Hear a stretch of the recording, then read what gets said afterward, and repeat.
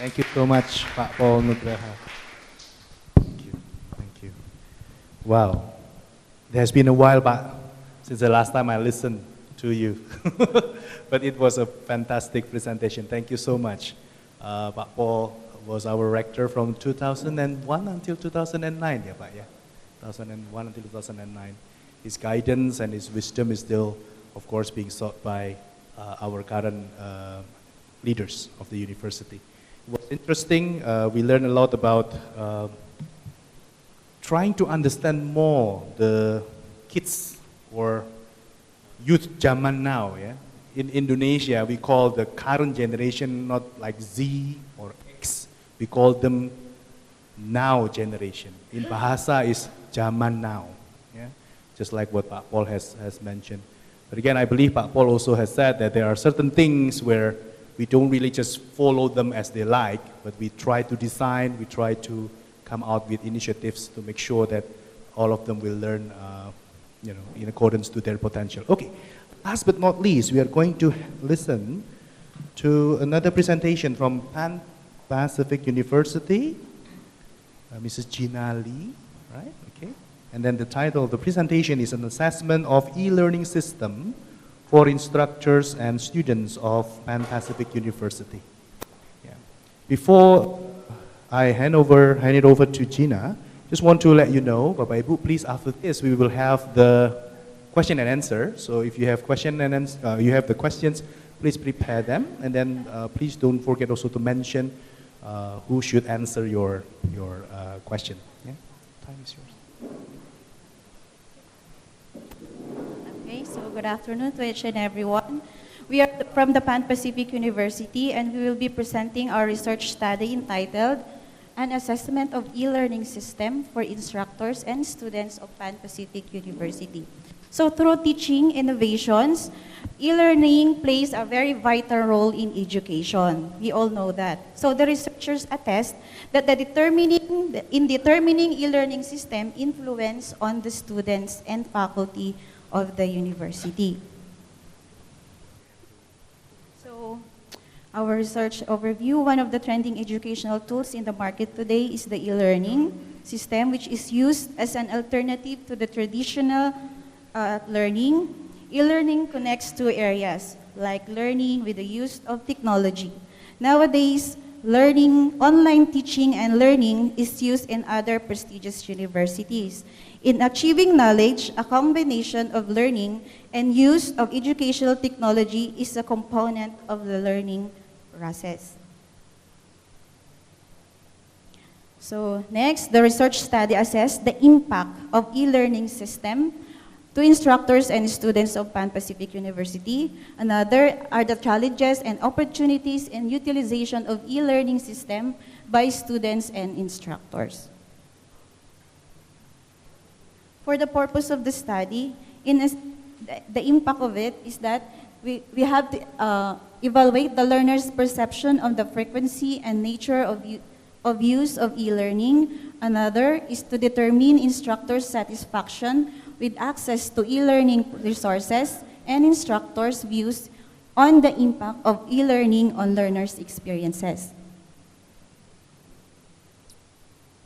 For the research methodology, this study was conducted in order to assess the impact of e-learning system used by the instructors and students of Pan Pacific University. In order to gather the necessary data, the researchers utilized the descriptive survey method. It is applicable in this study primarily because it describes the influence of e-learning system to institution instructors and students using quantitative data. Response to the questionnaires by the respondents was statistically analyzed. Descriptive statistics, which is the frequency count and percentage distribution, was used to statistically quantify the satisfaction and impact of using e-learning system for teachers and the students. Okay. And for the results and discussion, it will be discussed by my co-author, Gina Lee Santos. Good afternoon, everyone. So So per result,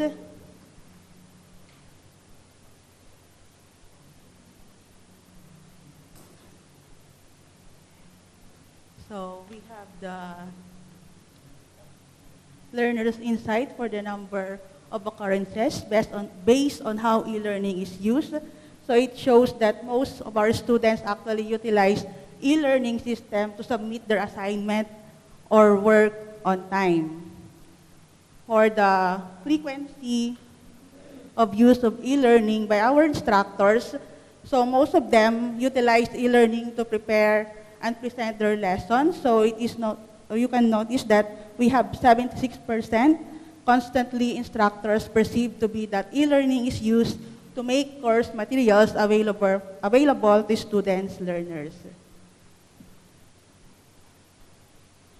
For the instructor's insight, for the number of occurrences based on how e-learning is used, you can see that 65% of our instructors perceive to be the most learners utilize e-learning system for them to submit their homework on time. For the instructor's approval, with access to e-learning resources, we have 68% of our instructors had enough access to our e-learning system for them to design their research and make their lessons. And for their views on the effect of e-learning on their teaching, most similar views on the impact of e-learning have helped them in making the course materials in their subject available to students, which they find it more effectively. And for their view on the effect of e-learning on learners' experiences, our instructors' view on the impact of e-learning on e-learners' experiences shows that it develops students' understanding on the subject more effectively, which represents 75% of the total response. And for the instructor's perception on the possible advantages of e-learning, it shows that 90% of the respondents strongly agree that e-learning has the possible advantage of provide flexibility in the learning process. For the conclusion, I have Ma'am Jane Fernandez, our co-researcher. Okay, so based on the findings presented, the researcher found out that for the instructors, it is more effective teaching strategy. It is also a tool for teaching and learning system. It is also an effective tool in coursework management. Strengthening the interface between learners and lecturers. It also helped instructors in preparing learning materials and presentation to be more convenient of work in strengthening and developing knowledge. E-learning system also helped the student to submit their assignments or activities on time because we need to avoid the copy and paste, and we need also to improve the time management for the value of time management for students. And greater use of e-learning tools by instructors for sharing educational materials and developing understanding requires good access.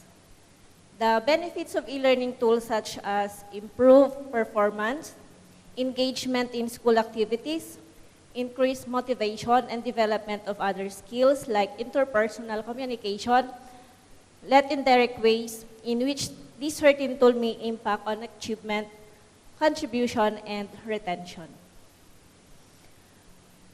For the recommendation to increase the possible use of e-learning, the instructor must attend training and workshop for the new multimedia technologies in creating their teaching materials for the learners and to improve services as well as collaboration.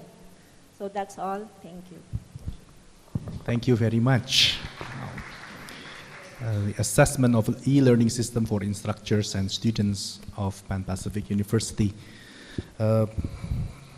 Interesting, and it's also strongly needed, ladies and gentlemen, because of course when we claim that certain learning system is good or bad, then there must be research done to evaluate it. And our colleagues just presented what they have researched in their own home institution.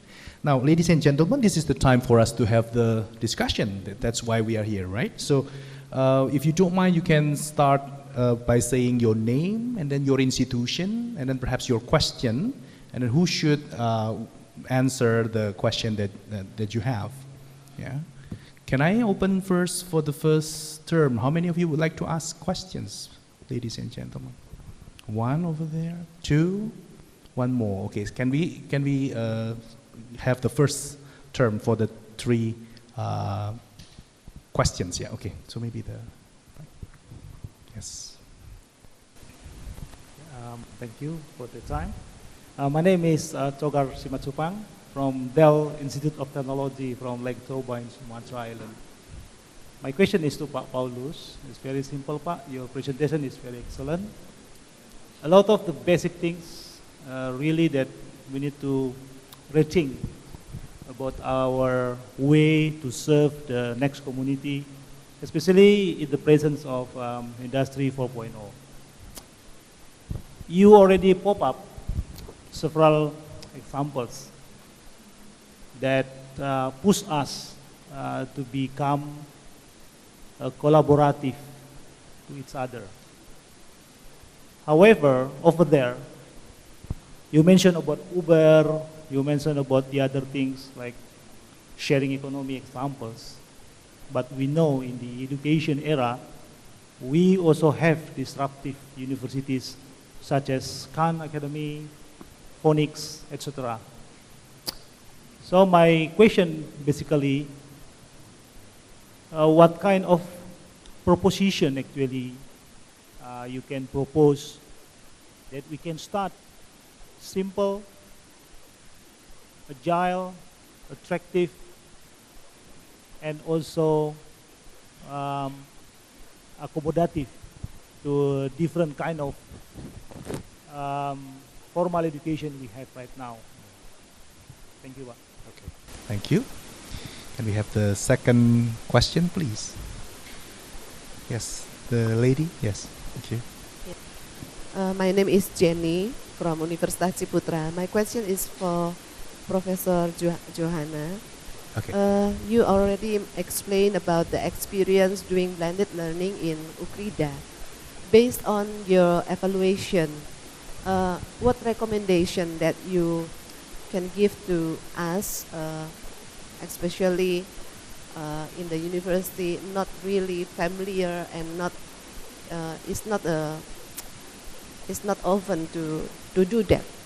So what preparation for the students and what preparation for the lecturer to do the blended learning? Thank you very much. Thank you. Thank you.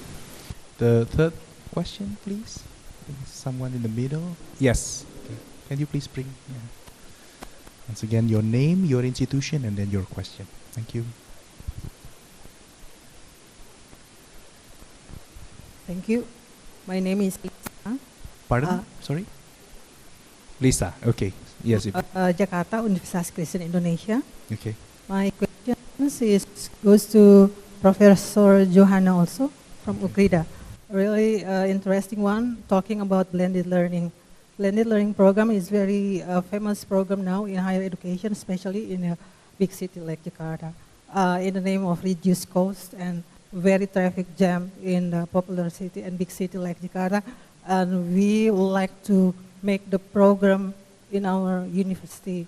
And but my question is very essential. What your point of view about the essentially teaching itself, if we do face-to-face and virtually? Because, you know, talking about industry revolutions, maybe one day teacher will be replaced digitally 100%. Okay, then and the concept of teaching it will be disappear. Thank you very much. Okay, good. Okay, thank you. I think the first thing to do is to make our own courses attractive to our own students. And I think the other courses are excellent. but we should make it related to them. We have good from MOOC, good, excellent academically, but maybe not contextually. So we have to make it understandable, connect to their own life. For instance, when I teach decision making in a big company, they don't get it. I have to start with how you pick the right fiancé. Then they connect. I have to start with that to go to the further serious examples. Maybe that, we start with our own. And then we look for our local uniqueness, in which maybe people from other places are looking for it. We are not realizing it. So I think that's the brilliant idea, the fresh idea. We can make our own, although other people have. I think that's it. So it's more like rooted in our own uniqueness, yeah, Pak Paul. So it's more like what is relevant, what is contextualized, what is connected, that cannot be imitated by something like Khan Academy, for example, because Khan Academy is full of content, I know. But this is more like into the uniqueness. The second question is actually for Professor Johanna. Colleague from, yes, please. You can also answer it from there, it's okay. It's okay, right. To Yenny, Yes. what recommendation if we'd like to develop that blended learning processes? First one, the lecturer has to be very they have to master the materials, and they have to prepare in a detail in their RPS, the designing the class, what is on the first session and then second and so forth. And also the capaian pembelajaran, so the output of the session must be clear so that the student, whether could reach that output or not, can be monitored. And also the making of multimedia is also a must, so that the student could be more, they are more interested in the materials if it is not in many different media. And also they can repeat at home when they, for example, has not mastered based on the quiz, for example. They can repeat, and also they can do the quiz again. So I guess the preparation must be very tedious, as well as the use of the access to the internet. The provider must be reliable, otherwise it will be disrupting the process. That's the technical side. Yeah.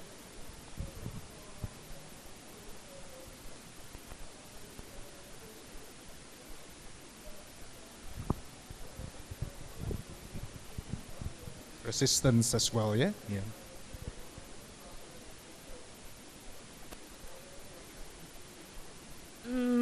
Based on our sample and using the blended learning, you can see the result, 50%, half-half.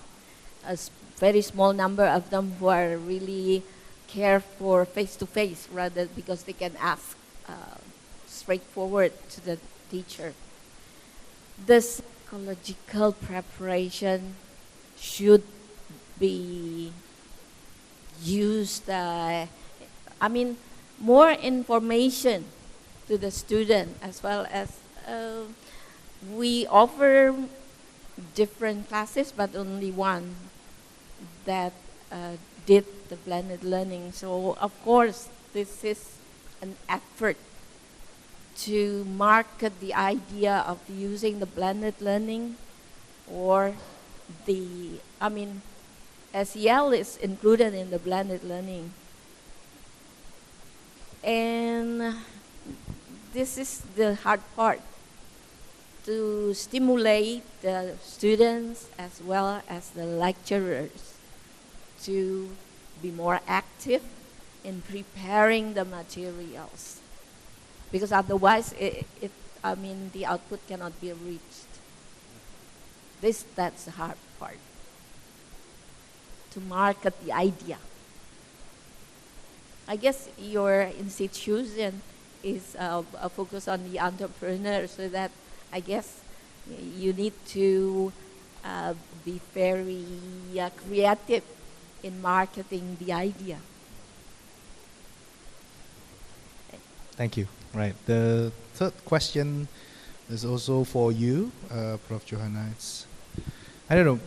Please add more, because I'm just trying to summarize. The Ulisa, yeah, from UKI, ya, Ibu. You said you asked, because of the blended learning, is that possibility that one day teacher will be completely replaced? And what do you think about it? I don't think so. I mean, the teacher must be there. Otherwise, there's no. Of course, we can get the knowledge from the internet, but then again, the specification of each lecturer must be there, because each lecturer has more time to prepare for their research and also APMAS, the community service, so that it become their special lecture material.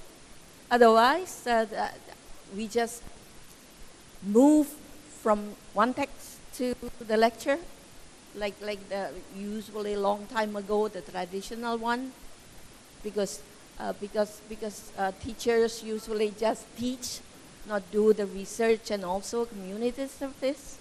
So I guess it's a must for us to prepare and also to develop our materials based on our research, our experience, and also our service to the community, so that it's not based on the textbook only. I guess we are still needed. It will not, we will not fade away, I guess. Don't worry about it. Okay.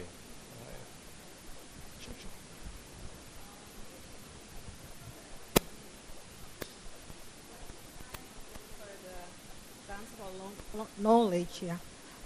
In my 20 years experience in school, it's a little bit difficult to prepare a regular teacher to teach in the classroom. So now we deliver our knowledge in higher education to prepare teacher in now generations. It's very difficult because they haven't prepared yet to be in the classroom. So we have to really prepare them because before they come into the classroom. So I think that a blended learning program is specifically to the particular study program, not all of the study program. It's difficult to implement to the medical program or exact. Can be. Well, this is very interesting. Okay. Thank you very much. But a very critical question, though, Ibu Lisa. I think yes. Is it applicable for all kinds of subjects? That's somehow one of your questions. Yeah. Very interesting question and comment. Bapak Ibu, we have around 15 minutes still. Any more questions, comments? Yes, Ibu. Thank you very much. Well, it is very interesting topic, and my question still goes to Professor Johan. I'm sorry. I'm sorry. Your name and institution? My name is Ari from Sari Mutiara Indonesia University Medan. Okay. Thank you. So it is very interesting, ma'am, because blended learning, we did use a blended learning for Indonesian students at Kejar Paket C in Taiwan, because many of them, because they are working as a caregiver in Taiwan, but they still need to finish their senior high school. So the Office of Trade Office of Indonesia in Taiwan used blended learning, and we used WIZIC in Taiwan. What I want to know from you is that how do you conduct the blended learning? Because blended learning, online learning, and face-to-face, for the online learning, do you use the synchronous and asynchronous online learnings, or only the virtual live virtual teaching, or you combine them both? And then I also want to know the proportion of the online learning and the face-to-face meeting. What happened in Taiwan last time was we did the online learning regularly, just like the other classes, the real face-to-face meeting, but we only moved the platform from the on-ground classes to the virtual classes. And then for the face-to-face meeting, we did it once a month. But the problem is that we have a tendency to repeat the material that we have presented or what we have learned on the online classes. So I want to know, how do you conduct the online or the blended learning in UKRIDA? Thank you. Thank you for the question. Yes.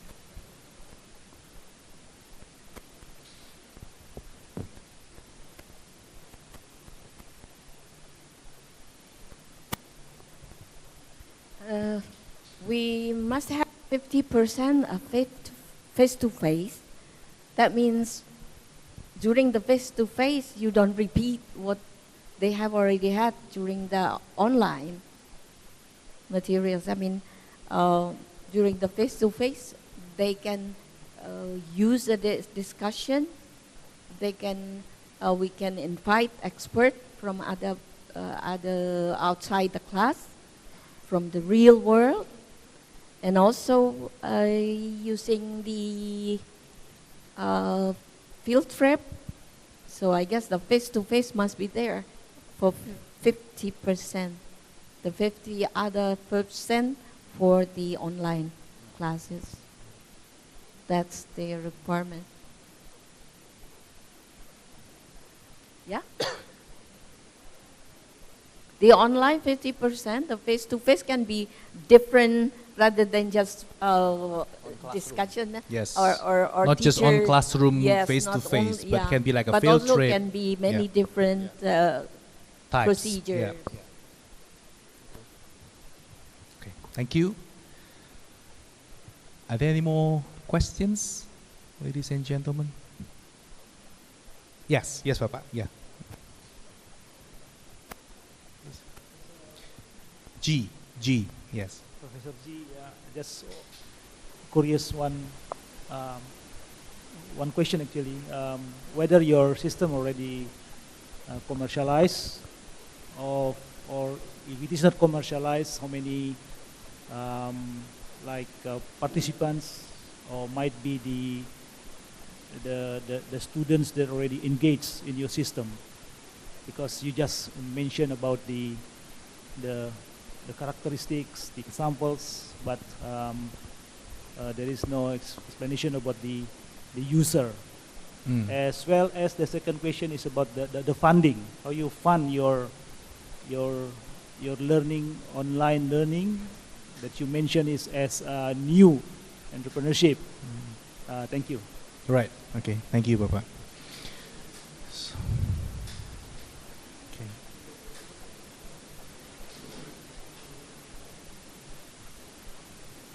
For the first question you asked if our students already engage in the system, or yes. For high seller system, yes, it's still under testing. Yes, but we do have successful cases. I mean, we cultivate students in this mode, and the students really make money. I mean, orders from the platforms they are using, Amazon, Lazada, eBay. Yes, they do start a business and make profit. Yeah, from this kind of learning. Yes, this is for the first question. Okay, and the second one, you mentioned the problem of funding. Yes, how to, to show the new way, right? Okay. For the traditional way, the sellers need to have some stocks, need to buy stocks from the factories first. They need to pay money, need to spend some costs. Yes, but in our way, there is no need for students to do so. Yes, this platform supply goods for the students to sell. After they sell the products out, yes, then the students make money from the time, the price difference. Yes, only by selling the products out, they need to pay the money. Yes, no need to import the goods first. Just after the selling, they pay the money to the suppliers. Yes, that's our way. Hopefully our answers satisfy you. Yeah. Thank you. I think for the funding one can be discussed over coffee break, but maybe yeah, for the funding. All right, ladies and gentlemen, it was a fantastic discussion. Let me just try to summarize. I'll try my best, Bapak Ibu. Yeah, so many things that I have to handle here. Of course, from the first speaker, we have learned about the practicality, right? And rather than just keep on thinking about how the online or e-commerce platforms will change the way we teach, the way we study, then why don't we just use the e-commerce platform for the students? The speakers keep on saying they already can make money when they are still on campus. Yeah? So the platforms are all being studied. Again, even with such practical approach, they still say that teachers are very important. The teachers have to be ready. The teachers themselves must be very familiarized to the digital platform and the online way of so-called creating entrepreneurial things. So that one is very, very interesting from the first presenter, yeah, Professor G. So many things that we have learned from you today. Thank you so much. And then from the second presenter, blended learning. Apparently there are quite many participants here who would like to know more, Ibu. So like maybe they want to know, how did you do it in the very first time, like step 1, step 2, including as well how to cope with so-called resistance, because normally when a lecturer already been teaching, in his or her own way for 15 years or 10 years, and suddenly now you have to use a computer, it sometimes can be pretty a daunting task for certain lecturer. But okay. There's 2 papers here for that one. There's a paper for that. 1 paper. Okay, thank you so much, Ibu.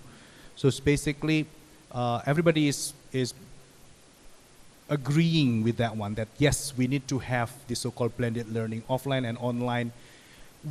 Even if we don't do it, they will do it themselves, right? Now, rather than making them lost in their own way, then why don't we educators try to shift or try to make the guidance and so on? Thank you so much for that one. And then from Pak Paul, of course, we learn about, once again, we are being reminded about who are our learners today, our students. They're different, they want it now. Everything is about now. They don't bring their notes anymore coming to the classroom. Pak Paul was also even said that they didn't even bring a pen, because again, they just came and bring their gadget and try to learn. Okay? But again, from Pak Paul, we also learned that it's really more about being relevant, being unique as well. We must not think that we know what they need. We need to know what they really, really need, if I may say. So contextualize. When Pak Paul was asked by one of the participants about how should we deal with online platform, free online platform, studying platform like Khan Academy, for example. And Pak Paul said that if we are unique, if we are rooted to the uniqueness and the context, then our own platform will be different. It cannot be just being used as a mass-produced kind of machine. Yeah, so it's different from, of course, something like Khan Academy. And then from last but not least, of course, we learn about how should we research what we claim to be something that is effective. So if we have an e-learning system, then we have to ask, how is it? Is it really helping the student or not? And then from the research, we learned that yes, it helps the students to manage their time, helps the students to submit their assignments on time according to the research. So research-wise, it's really tempting for all of us to start using e-learning, computer-aided learning management system so that our teaching and learning can be more effective. I think that is the conclusion for our parallel session 1. Now, before we end the session, I would like to invite all of the presenters, as the committee would like to hand over the certificate for them. Yeah. Ibu Shelly, can you please? Yeah. Okay. And then we will take picture. Yeah. Yeah. Okay. So, can all the presenters come forward, please?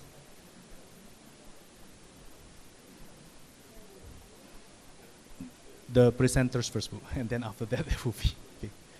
Yeah. Professor G, yes. And then come. First to Professor G. Yeah. Yes. There, right.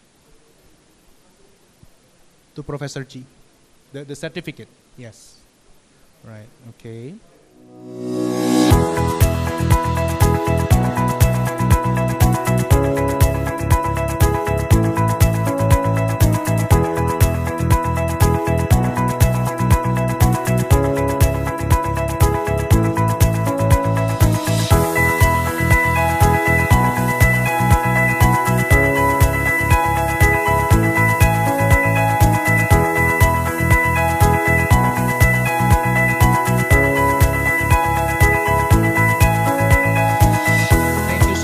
Let's give a big round of applause for the 4 presenters, 4 papers. They've been working very hard so that we can learn something today. And also thank you for the questions as well. I would like to convey an announcement. There will be a coffee break after this. The committee has said that there's a coffee break already available for you. And then there is going to be, they have to go back to Sheraton after the coffee break. So please enjoy the coffee break, Bapak Ibu. Thank you so much for coming to this parallel session. God bless you.